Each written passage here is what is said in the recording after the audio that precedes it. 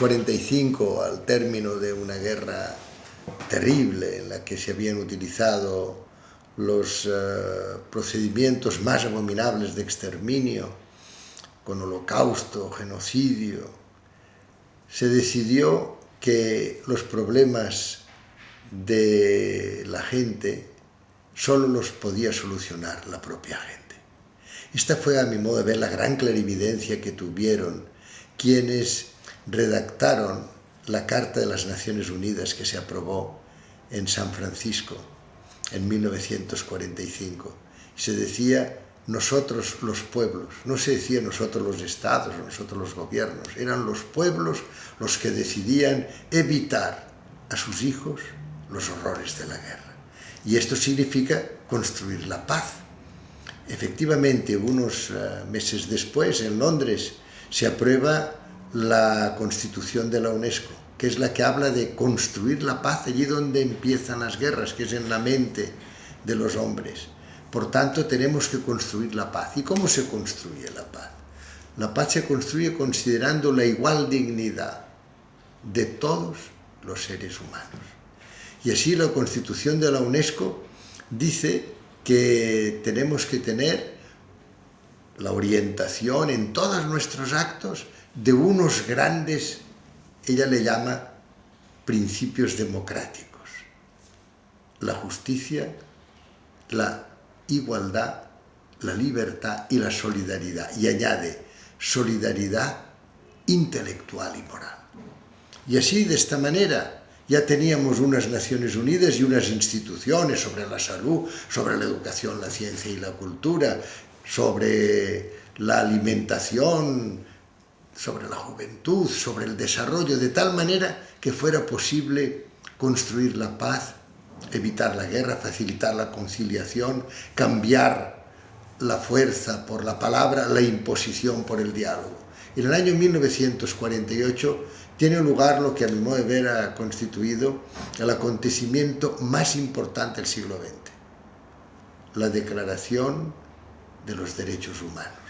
Una declaración universal donde, para liberar a la humanidad del miedo y de la miseria, como se dice en el preámbulo de la Declaración Universal, se establecen estos derechos humanos.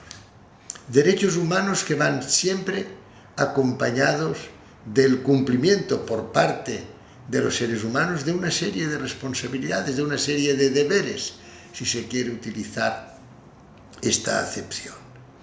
Pues bien, estamos ahora, después de 60 años, se van a cumplir en el año 2008, en un momento en que debemos reponer no solo en los espacios institucionales, lo debemos reponer sobre todo en la mente de todos los seres humanos, en su comportamiento cotidiano, estos derechos, estos grandes principios que deben orientarnos. Son principios universales, y lo que no podemos aceptar es que se hayan sustituido al final de la década de los 80 del siglo pasado, se sustituyeron los valores por las leyes del mercado. Esto ha sido un disparate. Estamos pagando las consecuencias, las seguiremos pagando. Ya lo dijo don Antonio Machado: es de necio confundir valor y precio. Hemos confundido los valores con los precios y ahora tenemos que restablecer estos valores que son los que deben guiarnos, igual que se dijo en las Naciones Unidas, nosotros los pueblos, guiados ¿por qué? Por estos principios universales, la Declaración Universal de los Derechos Humanos. Ahora estamos en un momento en que tenemos que añadir otros derechos, porque son inherentes. Todos los derechos son indivisibles y todos son esenciales, pero hay uno que es el derecho humano supremo, porque condiciona el ejercicio de todos los demás derechos. Es el derecho a la vida. Y este derecho a la vida tiene que ir primero, en estos momentos, acompañado de otros derechos que son inherentes a cada ser humano: el derecho a la paz, el derecho a la alimentación, el derecho al desarrollo. Todo esto tiene que añadirse, son lo que se llaman derechos emergentes.